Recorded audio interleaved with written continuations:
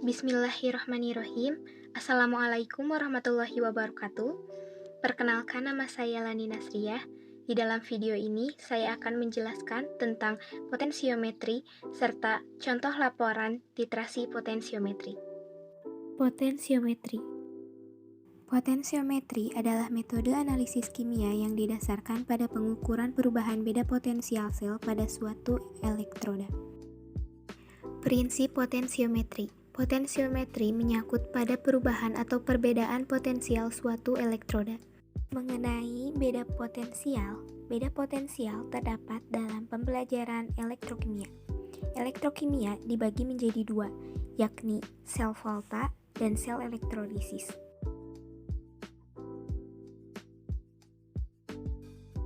Pertama yakni voltmeter. Voltmeter berfungsi untuk menunjukkan besarnya potensial listrik atau tegangan listrik yang dihasilkan saat elektron mengalir dari anoda ke katoda. Yang kedua yakni ada larutan elektrolit. Larutan elektrolit adalah larutan yang bisa menghantarkan arus listrik.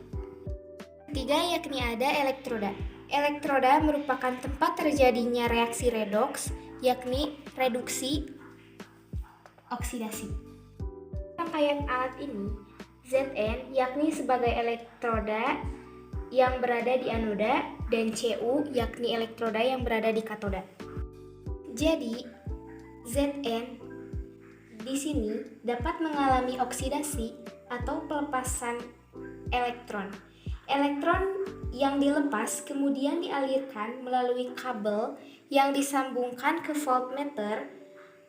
Kemudian dari voltmeter mengalir ke katoda Cu sehingga Cu mengalami reduksi atau menangkap elektron. Elektron ini akan mengalir terus-menerus sehingga elektron yang mulai berlebihan di dalam elektroda positif atau katoda kemudian akan dikembalikan lagi ke elektroda negatif atau anoda melalui jembatan garam sehingga muatannya selalu netral dan tidak terjadi penumpukan elektron. Contoh laporan praktikum. Pembakuan larutan KOH dengan titrasi potensiometri. Tujuan percobaan yaitu untuk menentukan konsentrasi larutan KOH dengan metode potensiometri. Alat dan bahan. Pertama, alat. 1. pH meter digital 1 buah. 2. Gelas kimia 250 ml 100 ml 1 buah. 3. Botol semprot 1 buah. 4. Batang pengaduk 1 buah. 5. Buret 50 ml 1 buah. 6. Klem dan statif 1 buah. 7. Pipet tetes 2 buah. 8. Corong kaca 1 buah. 9. Spatula 1 buah. 10. Neraca analitik 1 buah. 11. Pipet volume 10 ml 1 buah. 2. Bahan. 1. Padatan KOH atau kalium hidroksida 0,56 gram.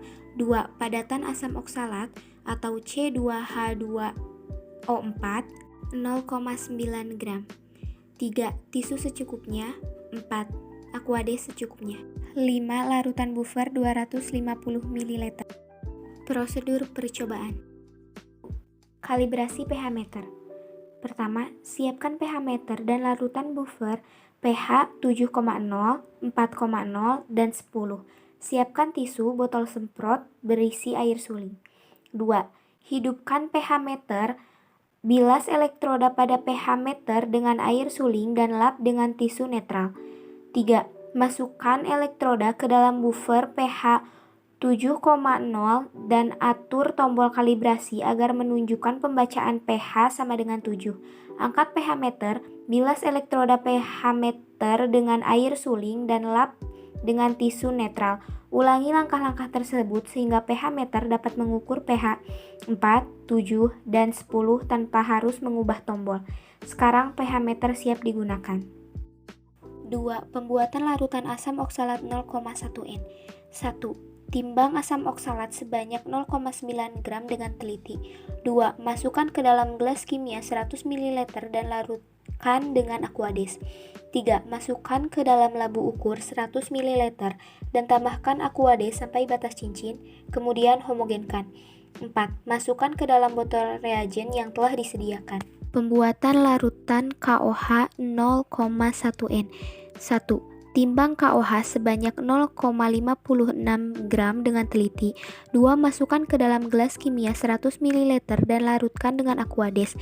3. Masukkan ke dalam labu ukur 100 ml dan tambahkan Aquades sampai batas cincin, kemudian homogenkan. 4. Masukkan ke dalam botol reagen yang telah disediakan. Keempat, titrasi pembakuan larutan KOH, standarisasi KOH dengan asam oksalat 0,1 N. 1. Pipet 10-40 ml asam oksalat 0,1 N. 2. Masukkan larutan baku KOH ke buret. 3. Larutan asam oksalat dititrasi dengan larutan KOH sambil diaduk menggunakan batang pengaduk. 4. Setiap penambahan 0,5-1 ml titran, cek titrat dengan menggunakan pH meter sampai pH mengalami lonjakan yang tinggi. Catat setiap volume titran ditambahkan dan pH larutan terukur. Pembacaan atau pengukuran pH dilakukan saat larutan dalam keadaan diam. 5. Hentikan titrasi jika larutan telah mencapai pH 11,5 lebih dan penambahan 5 ml titran berikutnya tidak menaikkan pH larutan secara nyata. Gambar rangkaian alat saat praktikum titrasi potensiometri. Data pengamatan dan perhitungan. Berikut adalah data pengamatan dari pembakuan KOH menggunakan metode titrasi potensiometri.